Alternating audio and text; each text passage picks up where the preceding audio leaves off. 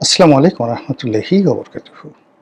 সম্মানিত দর্শক, রাষ্ট্র ক্ষমতা লাভ, সিংহাসনে আরোহণ, রাজা হিসেবে রাষ্ট্র পরিচালনা, প্রজাদের ভালোবাসা পাওয়া, প্রজাদের কল্যাণ সাধন করা, প্রজাদের হৃদয়ে তা কিংবা তাদের মানসপটে কিংবা মস্তিষ্কে দীর্ঘ সময় ধরে ভালোবাসায় জাগরুক থাকা, এটি একটি সৌভাগ্যের বিষয়। গ্রহ, নক্ষত্র, মানুষের আশা আকাঙ্ক্ষা, চিন্তা চেতনা, জনগণের সার্বিক চরিত্র এবং শাসকের ব্যক্তিগত চরিত্র সবকিছুর মূলে যে গ্রহ নক্ষত্রের একটা লীলা খেলা আছে, এটা আদিকাল থেকে আজ অবধি পৃথিবীর সব জায়গাতে এটা সর্বজন স্বীকৃত। যারা গোঁড়া মুসলিম, তাদের একটা বিরাট অংশ জ্যোতির্বিজ্ঞান বিশ্বাস করে না। তারা মনে করে সবকিছু আল্লাহর হুকুমে হয়, ভালো মন্দ সবকিছু। এটা এক অর্থে ঠিক আছে, কিন্তু তাহলে পৃথিবীতে এত অন্যায় কেন, অবিচার কেন, জুলুম কেন, ঝড় বৃষ্টি বন্যা কেন, এত অপমৃত্যু কেন, এত যুদ্ধ কেন? এর প্রতিটি বিষয় দার্শনিকভাবে যদি আপনি চিন্তা করতে পারেন, তাহলে আপনার ঈমান বৃদ্ধি পাবে। আর যদি আপনি চিন্তা করতে না পারেন, আপনি একজন অন্ধ ধর্মবিশ্বাসী হবেন অথবা ঈমান হারা হয়ে পড়বেন, বলবেন দেয়ার ইজ নো গড। এই জন্য সকল ধর্মেই জ্যোতির্বিজ্ঞান চর্চা,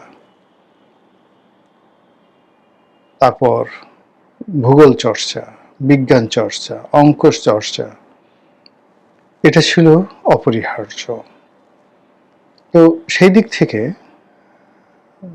একজন শাসক বা একটি রাজনৈতিক দল বা একটি গোষ্ঠী যখন রাজকর্ম শুরু করে, তখন প্রকৃতিতে কতগুলো লক্ষণ ভেসে ওঠে। কেন, কি কারণে ওঠে, সেই বিষয়গুলো নিয়ে আলোচনা করব। তো এই যে গ্রহ নক্ষত্রের বৃহস্পতির যে নড়াচড়া, রাজার সৌভাগ্য প্রজাদের দুর্ভাগ্য, প্রজাদের সৌভাগ্য রাজার সৌভাগ্য, বা প্রজাদের সৌভাগ্য রাজার দুর্ভাগ্য, এই বিষয়গুলো কিভাবে হয়, এই বিষয়গুলো নিয়ে আলোচনা করব। তার আগে এক কথায় বলে নেই, এবার যে বিএনপি ক্ষমতায় এলো, এই ক্ষমতায় আসাটা অ্যাবসলিউটলি একটি আসমানি ফয়সালা ছিল। কিন্তু কেন জানি বা কি কারণে জানো, এই আসমানি ফয়সালাটি বিএনপির জন্য বুমেরাং হতে চলেছে। অবস্থা দৃষ্টে মনে হচ্ছে বিএনপি ইতিহাসের জঘন্যতম যে দুর্ভাগ্য, সেই দুর্ভাগ্যের কবলে পড়েছে। ডানে গেলে বিপদ, বামে গেলে বিপদ। এবং মাত্র এই যে 18 মাসে, শেখ হাসিনার পতনের পরে প্রথম 18 মাস, এই 18 মাসে বিএনপির কর্মকাণ্ড, চিন্তা চেতনা সবকিছু, তাদের উপর যে অর্পিত দায়িত্ব বা তাদের উপর যে নিয়ামত আল্লাহ দিয়েছিলেন, সেই দায়িত্বের বরখেলাপ করা হয়েছে, নিয়ামতের খেয়ানত করা হয়েছে। এত কিছুর পর আবার বিএনপি যে ক্ষমতায় এলো, সেই ক্ষমতায় আসার জন্য তারা আল্লাহর প্রতি নির্ভর না করে পৃথিবীর অনেক মানুষের প্রতি নির্ভর করেছে। তারপর তারা এমন অনেক কাজ করেছে, গোপনে প্রকাশ্যে এমন অনেক কথা বলেছে এবং অনেক বিষয় বিশ্বাস স্থাপন করেছে যেটি তাদের একেবারে দরকার ছিল না। ফলে মাত্র 1.5 মাসের মধ্যে, 45 দিনের মধ্যে সরকারের সামনে যে সমস্যাগুলো এসেছে, এই সময়ের মধ্যে যে জনরোষ তৈরি হয়েছে, এই সময়ের মধ্যে যে বিরক্তি তৈরি হয়েছে, আর এর সময়ের মধ্যে সরকারের একজন কর্মকর্তা, কর্মচারী, কর্তা ব্যক্তি জনগণের মধ্যে শ্রদ্ধা, ভালোবাসা কিংবা নির্ভরতার বিমূর্ত প্রতীক রূপে আবির্ভূত হননি। আচ্ছা, আপনি বলেন তো, বিএনপির কোন লোকটিকে দেখে আপনার মনে হয় ধার্মিক, ৫ ওয়াক্ত নামাজ কালাম পড়ে, অন্তরের অন্তঃস্থল থেকে আপনি তাকে ভক্তি করেন, শ্রদ্ধা করেন? আচ্ছা বলেন তো, বিএনপির কোন লোকটিকে দেখে মনে হয় যে এই লোকটি অর্থনৈতিকভাবে পরিপূর্ণভাবে সৎ, সে জেনাকার নয়, ব্যভিচারী নয়, তারপর অন্যের হক নষ্ট করে না, নিজে পরিশ্রম করে 2 পয়সা উপার্জন করে এবং সেই পয়সা দিয়ে খাওয়া দাওয়া করে, ডাল হোক ভাত হোক সেটা? বিএনপির কয়জনের ব্যাপারে আপনি সেই সাক্ষ্য দিতে পারবেন? আবার যদি বলা হয় যে আচ্ছা বলেন তো, বিএনপির কে কে চাঁদাবাজি করেছে, কে কে মাস্তানি করেছে, কে কে অন্যের হক নষ্ট করেছে, কে কে রাষ্ট্রের হক নষ্ট করেছে, কে কে চোখে মুখে মিথ্যা কথা বলে, আর কে কে অভিনয় করে, মুনাফিকি করে? আপনি দেখেন তো কয়জনের নাম বলতে পারেন বা কয়জনকে দেখেন? তাহলে বুঝতে পারবেন যে কেন আল্লাহর দেয়া একটি নিয়ামত, আল্লাহর দেয়া একটি সুযোগ, সেটি একটি রাজনৈতিক দলের জন্য দুর্ভাগ্য, দুর্ভোগ এবং দুর্দশায় পরিণত হয়ে গেল। ধরুন বিএনপি ক্ষমতায় এলো, আসার সঙ্গে সঙ্গে শুরু হয়ে গেল ইরান এবং ইসরায়েল যুদ্ধ, ইরান এবং আমেরিকা যুদ্ধ। এবং এই যুদ্ধে বাংলাদেশে আসলে কোনো অবস্থাতেই নেতিবাচক কোনো কিছু হওয়ার সম্ভাবনা ছিল না। পেট্রোলের পর্যাপ্ত মজুদ আছে, ডিজেলের পর্যাপ্ত মজুদ আছে, অকটেন প্রয়োজনের চেয়ে বেশি আছে, কিন্তু তারপরেও কেন মানুষের বিশ্বাস সরকার অর্জন করতে পারছে না? সরকার যা কিছু বলছে কেউ বিশ্বাস করছে না, কেউ আস্থা স্থাপন করতে পারছে না। যে যার মতো এতটা বিশৃঙ্খল পরিবেশ তৈরি করছে যে বাংলাদেশের সমস্ত পেট্রোল পাম্পগুলোতে মানুষ মৌমাছির মতো ঘুরছে এবং সরকার যত চিৎকার করছে, চেঁচামেচি করছে, ভয় দেখাচ্ছে, শাস্তি দিচ্ছে, মোবাইল কোর্ট পরিচালনা করছে এবং তাদের তাবেদার মিডিয়া দিয়ে একের পর এক উপর্যুপরি প্রচার প্রপাগান্ডা চালাচ্ছে, কিন্তু পরিস্থিতির উন্নয়ন হচ্ছে না, অথচ এটা কোনো সমস্যা নয়। দ্বিতীয়ত, এই ধরনের যুদ্ধ অতীতে যখন হয়েছে, উন্নত বিশ্বে বা দ্বিতীয় বিশ্বে যখন এই ধরনের সমস্যা হয়, তৃতীয় বিশ্বের চাহিদা বেড়ে যায়। আপনি ধরুন এই যে গত মাসে $4.25 বিলিয়ন, মানে মার্চ মাসে $4.25 বিলিয়ন বিদেশ থেকে রেমিটেন্স এসছে, যেটা আমাদের বাংলাদেশের ইতিহাসে কোনোদিন হয়নি। কেন হলো বলেন তো? এই যুদ্ধের সময় ওই দেশে যারা টুকটাক ব্যবসা বাণিজ্য করত, ব্যাংকে টাকা পয়সা রেখেছিল, তারা মনে করেছিল যে শেষ, টাকাগুলো তারা এনক্যাশ করে বাংলাদেশে পাঠিয়ে দিয়েছে। এটা হলো প্রথম কাজ। 2 নম্বর হলো এই যুদ্ধের ফলে আমাদের যে প্রবাসী শ্রমিক ভাই যারা ওখানে আছেন, তাদের আয় রোজগার বেড়ে গেছে, কাজকর্ম বেড়ে গেছে।